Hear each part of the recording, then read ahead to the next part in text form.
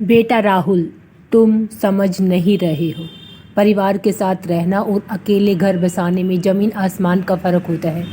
बहू को हमारे परिवार में शामिल हुए अभी 4 साल ही तो हुए हैं और तुम इसे अपने साथ ले जाने के बाद कर रहे हो। कहीं ये बात बहू ने तो नहीं उठाई? कहीं वही इस परिवार से अलग होकर तो नहीं रहना चाहती? अरे पहले सीख जाए, समझ जाए, फिर बसा लेना अपना घरौंदा। किसने मना किया है? कुसुम जी अपने बेटे राहुल से कहती है। राहुल बोला, माँ लता, पत्नी के कुछ नहीं कहा है। 4 साल कोई कम नहीं होता है। अगर बहू को अपने पास ही रखना था तो क्यों अपने मेरी शादी करवाई? पहले आपने कहा 23 साल की लड़की है, इसे ज़्यादा अनुभव नहीं है, तो आपने पास रखती हूँ।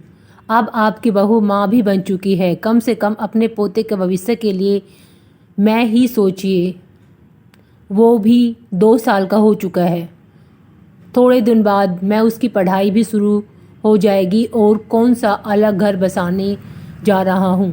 बात को समझिए। वही पास में राहुल की बुआ ललिता जी बैठी थी। वो धीरे से कुसुम जी के कान में बोली।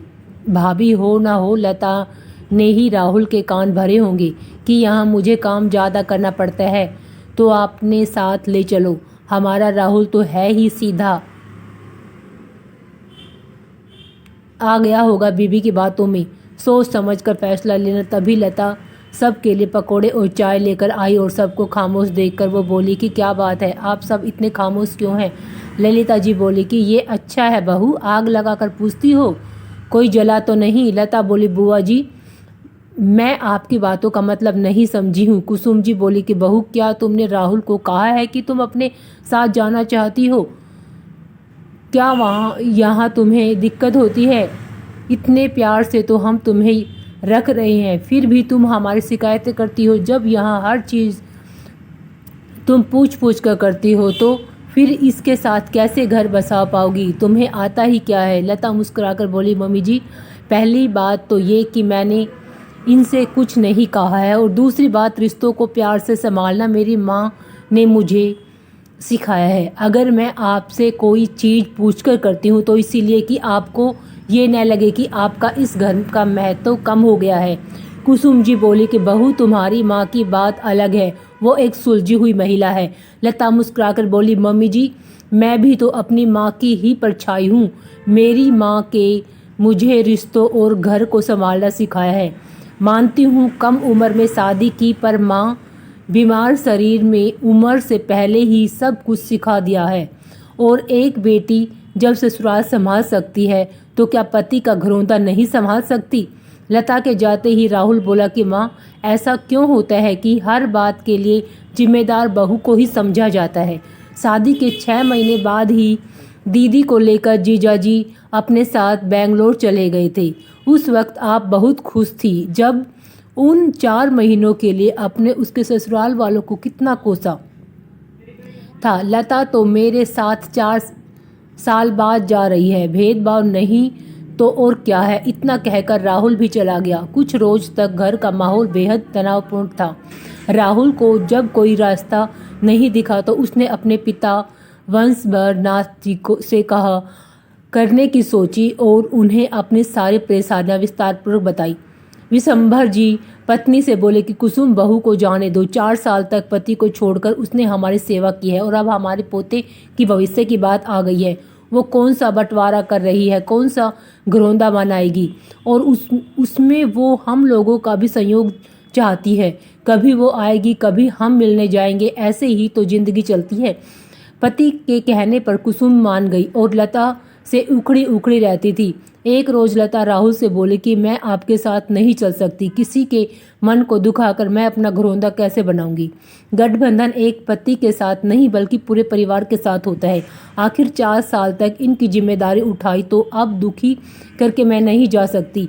राहुल बहुत नाराज हुआ। उसने गुस्से से सारा सामान तितर बितर कर दिया और बोला कि सबको अपनी अपनी पड़ी है, यहाँ मेरे बारे में कोई नहीं सोच रहा है।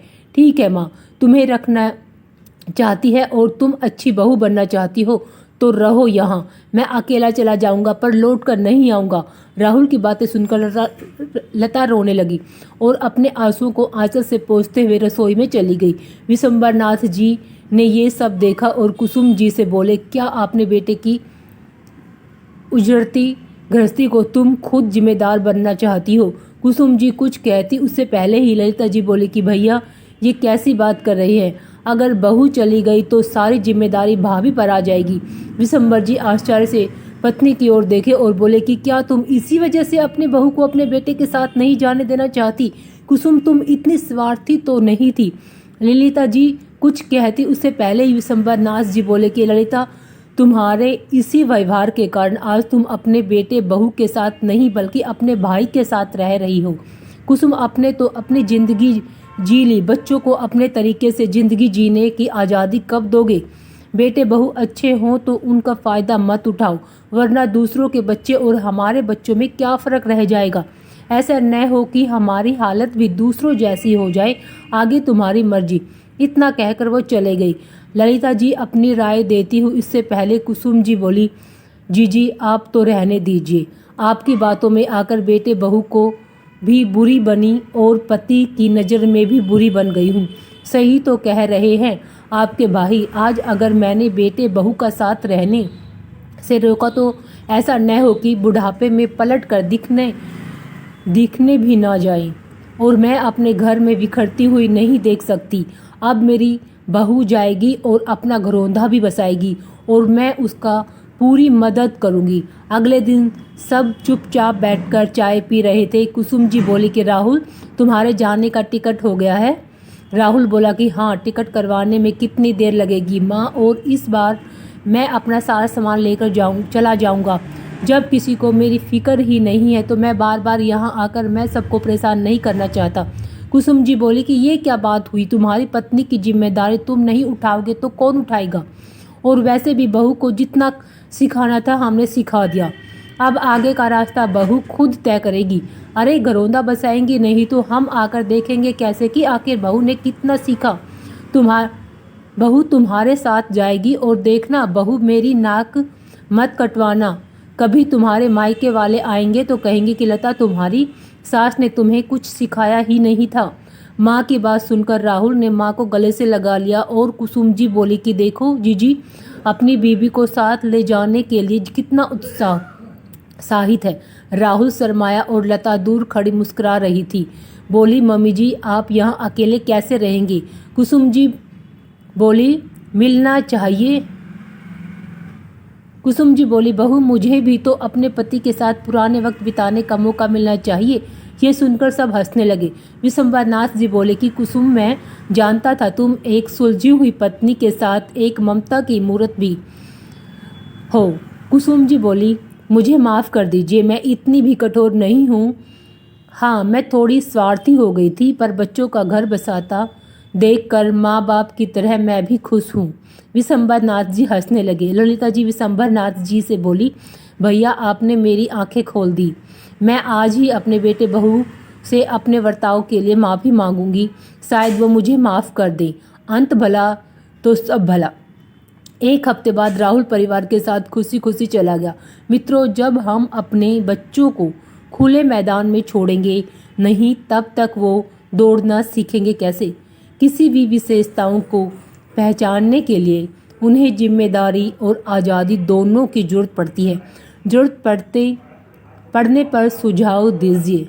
आपको ये रचना कैसी लगी? अपने अनुभव और विचार कमेंट द्वारा मेरे